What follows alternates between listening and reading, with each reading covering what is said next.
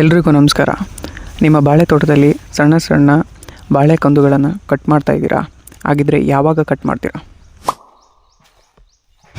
Rural income India ಚಾನಲ್ಗೆ ಸ್ವಾಗತ.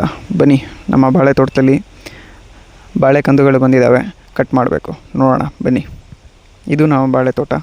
ಇದು ನಾವು ಬಾಳೆ ಗಿಡಗಳನ್ನಿಟ್ಟು ಹೆಚ್ಚು ಕಡಿಮೆ ಸುಮಾರು 5 ತಿಂಗಳಾಗಿದೆ. ಎರಡನೇ ಬಾರಿ ನಾವು ಬಂದು ಸಣ್ಣ ಸಣ್ಣ ಕಂದುಗಳನ್ನು ತೆಗಿತಾ ಇರೋದು. ಸಣ್ಣ ಸಣ್ಣ ಕಂದುಗಳನ್ನು ತೆಗಿಲೇಬೇಕು ಅಂದರೆ ಯಾವ ಉದ್ದೇಶಕ್ಕೋಸ್ಕರ ತೆಗಿಬೇಕು ಅಂದರೆ, ಈಗ ಸಪೋಸ್ ನೀವು ಬಾಳೆ ಕಂದುಗಳನ್ನು ತುಂಬ ದಿನಗಟ್ಟಲೆ ಬಿಟ್ಟರೆ, ಅಂದರೆ ತುಂಬ ಹೈಟ್ವರೆಗೂ ಆಗೋಕ್ಕೆ ಬಿಟ್ಟರೆ, ನಿಮ್ಮ ಮೇಯ್ನ್ ಕಂದು ಏನಿರುತ್ತೆ, ಗೊನೆ ಬಿಡೋ ಅಂಥ ದೊಡ್ಡದು ಏನಿರುತ್ತೆ, ಅದಕ್ಕೆ ಹೋಗೋ ಅಂಶಗಳನ್ನೆಲ್ಲ ಇದು ಕೂಡ ತಗೊಳ್ತಾ ಹೋಗುತ್ತೆ. ಬೆಳವಣಿಗೆ ಕುಂಠಿತ ಆಗುತ್ತೆ. ನೀವು ಎಷ್ಟೇ ಗೊಬ್ಬರಗಳನ್ನು ಕೊಟ್ಟರು, ನೀವೇ ಅಬ್ಸರ್ವ್ ಮಾಡಿರ್ತೀರ ನಿಮ್ಮ ತೋಟದಲ್ಲಿ. ಗೊಬ್ಬರ ಹಾಕಿದಾದ್ಮೇಲೆ ಆ ಬಾಳೆ ಗೊನೆ ಎಷ್ಟು ಇದಾಗುತ್ತೋ ಅದಕ್ಕಿಂತ ಹೆಚ್ಚು ಬೇಗ ಮರಿಗಳು ಕೂಡ ಬರ್ತದೆ. ಆ ಮರಿಗಳನ್ನು ಬಿಡಬಾರ್ದು.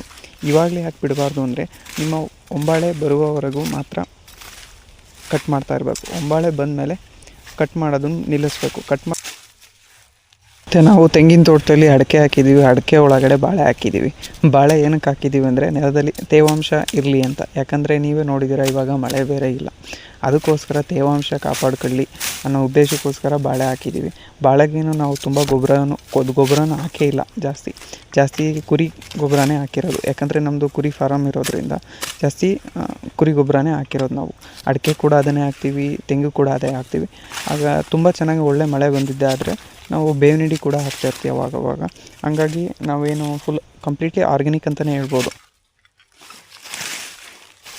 ಈ ಥರ ನೀವು ಅಂದರೆ ನಮ್ಮದು ತುಂಬ 5 ತಿಂಗಳಾಗಿರೋದ್ರಿಂದ ತುಂಬ ಕಳೆ ಆಗಿತ್ತು. ಮಳೆ ತುಂಬ ಸೋನೆ ಬರ್ತಿತ್ತು. ಹಾಗಾಗಿ ತುಂಬ ಏನಾಗುತ್ತೆ ಅಂದರೆ ಕಳೆಗಳು ಬರ್ತವೆ. ಆ ಕಳೆಗಳನ್ನ ಸ್ವಲ್ಪ ತೆಗಿಬೇಕಾಗಿತ್ತು. ಅದಕ್ಕೋಸ್ಕರ ಇವತ್ತು ತುಂಬ ಮರಿಗಳಿದೆ. ಅದು ಮರಿನೆಲ್ಲ ನೀಟಾಗಿ ಕಟ್ ಮಾಡಿ ಕಳೆ ಕೂಡ ತೆಗೆದುಬಿಟ್ಟು ನೀಟಾಗಿ ನೆಕ್ಸ್ಟ್ ಇನ್ನೊಂದು ಸಲ ಕುರಿ ಗೊಬ್ಬರ ಹಾಕಬೇಕು. ಕುರಿ ಗೊಬ್ಬರ ಜೊತೆಗೆ ಏನಾದ್ರು ಸ್ವಲ್ಪ ಗೊಬ್ಬರ ಹಾಕೋಣ. ಯಾಕಂದರೆ ಕಂಪ್ಲೀಟ್ಲಿ ಆರ್ಗ್ಯಾನಿಕ್ ಮಾಡ್ತೀನಿ ಅಂತ ಹೋದರೆ ಅದು ತುಂಬ ಕಷ್ಟ ಆಗುತ್ತೆ. ಕಷ್ಟ ಅನ್ನೋದಕ್ಕಿಂತ ತುಂಬ ಲೇಟ್ ಆಗುತ್ತೆ. ಸ್ವಲ್ಪ ಏನಾದರೂ ಇದ್ದರೆ ಬೇರೆ ಅಂಶವನ್ನು ಆ್ಯಡ್ ಮಾಡಿದ್ರೆ ಒಳ್ಳೆ ಮಿನರಲ್ ಮಿಕ್ಸರ್ಸು ಈ ಥರ ಇದನ್ನೆಲ್ಲ ಆ್ಯಡ್ ಮಾಡಿದ್ರೆ ತುಂಬ ಪೌಷ್ಟಿಕಾಂಶ ಸಿಕ್ಕಿ ಬೇಗ ಬೆಳೆಯುತ್ತೆ ಅಂತ. ಇದುವರೆಗೂ ನಾನು ಏನೂ ಕೂಡ ಆ್ಯಡ್ ಮಾಡಿಲ್ಲ. ಯಾವುದಕ್ಕೆ ಬಾಳೆಗೆ ಆಗಿರ್ಬೋದು, ಅಡಿಕೆಗಾಗಿರ್ಬೋದು, ಯಾವುದಕ್ಕೂ ಕೂಡ ಏನೂ ಆ್ಯಡ್ ಮಾಡಿಲ್ಲ. ಸುಮಾರು ಒಂದು 10 ತಿಂಗಳವರೆಗೂ ಮರಿ ಕಂದುಗಳನ್ನೆಲ್ಲ ತೆಗೀರಿ.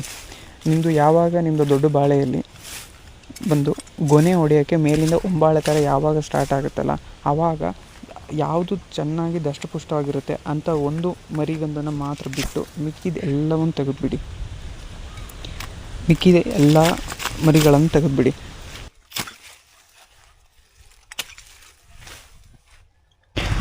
ನಾವು ಬಾಳೆನ ನರ್ಸರಿಯಿಂದ ಸಣ್ಣ ಸಸಿಗಳನ್ನೇ ತಂದು ಹಾಕಿದ್ದು. ಕಂದುಗಳನ್ನೇನು ಹಾಕಿಲ್ಲ. ಕಮೆಂಟ್ ಮಾಡಿ, ಕಂದುಗಳು ಬೆಟ್ರಾ ಅಥವಾ ಸಸಿಗಳು ಬೆಟ್ರಾ, ಯಾವುದು ತುಂಬ ಇಳುವರಿ ಕೊಡುತ್ತೆ ನೋಡೋಣ, ಕಮೆಂಟ್ ಮಾಡಿ.